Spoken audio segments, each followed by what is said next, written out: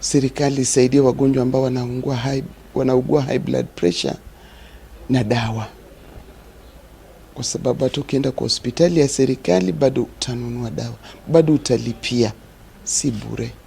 Na inafika wakati pressure ikiwa juu, ambapo inatakana apate dawa za zile strong na hawezi afford. Wamama huwa wanaanguka tu, hata mashambani wanakufa tu. Mtu wako sokoni anaanguka tu. Ukikuja kusikia baadaye ilikuwa pressure. Kwa sababu dawa ni ghali. Most people come in when the complications have set in, and the complications of hypertension are you can either develop stroke, it causes end organ damage, that means your kidneys will fail, your heart will fail, it can cause blindness.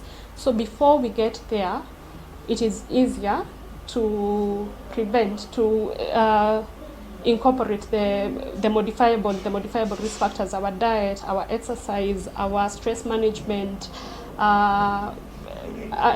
give more awareness towards adherence counseling, because also most hypertensive patients in Kenya, the biggest challenge we have is that they're not compliant on their medication.